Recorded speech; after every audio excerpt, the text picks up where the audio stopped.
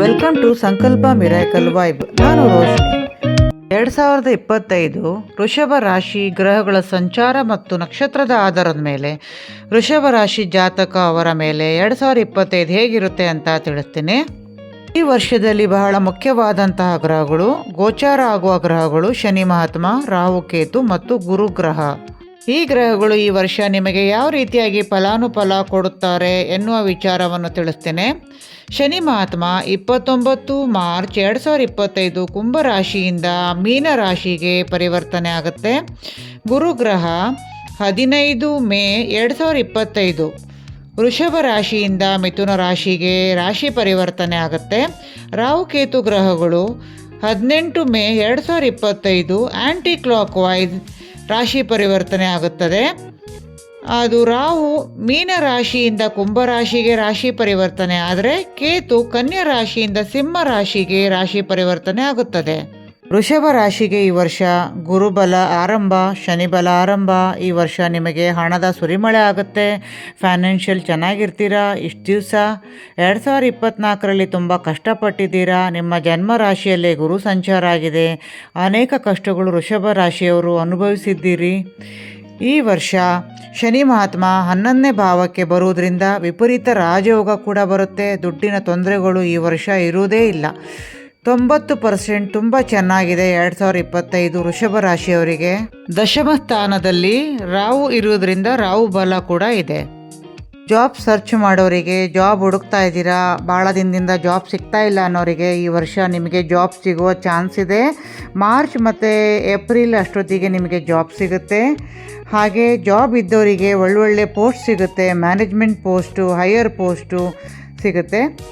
ಹಾಗೆ ಉದ್ಯೋಗ ಮತ್ತು ವ್ಯಾಪಾರದಲ್ಲಿ ಇರುವವರಿಗೆ ಒಳ್ಳೆಯ ಬೆಳವಣಿಗೆ ಕೂಡ ಇದೆ. ಪ್ರೈವೇಟ್ ಸೆಕ್ಟರ್ ಕೆಲಸ ಮಾಡೋರಿಗೆ ಒಳ್ಳೆಯದಾಗುತ್ತೆ. ಸರ್ಕಾರದಲ್ಲಿ ಗೌರ್ಮೆಂಟ್ ಜಾಬ್ ಕೆಲಸ ಮಾಡೋರಿಗೆ ಸ್ವಲ್ಪ ತೊಂದರೆ ಬರುತ್ತೆ. ಬಿಸ್ನೆಸ್ ಮಾಡುವವರಿಗೆ, ಬಿಸ್ನೆಸ್ಸಿಗೆ ಇನ್ವೆಸ್ಟ್ ಮಾಡಿದವರಿಗೆ ಈ ವರ್ಷ ಒಳ್ಳೆ ಲಾಭ ನೋಡ್ತೀರಾ. ಪೇಂಟ್ ಶಾಪ್ ಇಟ್ಟವರು, ಹಾಗೆ ಶನಿಗೆ ಸಂಬಂಧಪಟ್ಟ ಕೆಲಸ ಮಾಡೋರು ಅಥವಾ ಶನಿಗೆ ಸಂಬಂಧಪಟ್ಟ ವ್ಯಾಪಾರಿ ಮಾಡೋರಿಗೂ ಕೂಡ ಒಳ್ಳೆ ಲಾಭ ಆಗುತ್ತೆ. ಮೆಕ್ಯಾನಿಕಲ್ ಕೆಲಸ ಮಾಡೋರಿಗೆ, ರೋಡ್ ಕನ್ಸ್ಟ್ರಕ್ಷನ್ ಆಗಿರ್ಬೋದು, ಕಬ್ಬಿಣದ ಕೆಲಸ ಮಾಡೋರಿಗೂ ಕೂಡ ಒಳ್ಳೆ ಲಾಭ ಆಗುತ್ತೆ. ಒಳ್ಳೆ ಬೆಳವಣಿಗೆ ಕೂಡ ಆಗುತ್ತೆ. ಯಾರ್ಯಾರು ಲ್ಯಾಂಡ್ ತೊಗೋಬೇಕು, ಮನೆ ಕಟ್ಟಬೇಕು ಅನ್ನೋರು, ಸೈಟ್ ತೊಗೋಬೇಕು ಅನ್ನೋರಿಗೆ ಈ ವರ್ಷ ಸೈಟು ತೊಗೊತೀರಾ, ಮನೆಯೂ ಕಟ್ತೀರಾ.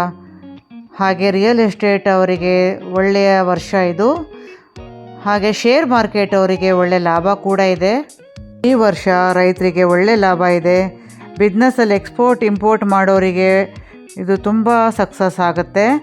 ಯಾವುದೇ ಬಿಸ್ನೆಸ್ ಫೀಲ್ಡಲ್ಲಿದ್ದರೂ ಕೂಡ ಈ ವರ್ಷ ವೃಷಭ ರಾಶಿಯವರಿಗೆ ಒಳ್ಳೆ ಲಾಭ, ಒಳ್ಳೆ ಸಕ್ಸಸ್ ನೋಡ್ತೀರಾ. ಹಾಗೆ ಫಿಲಿಮ್ ಫೀಲ್ಡಲ್ಲಿರೋರಿಗೆ, ಆರ್ಟಿಸ್ಟ್ ಅವರಿಗೆ ಒಳ್ಳೆಯದು.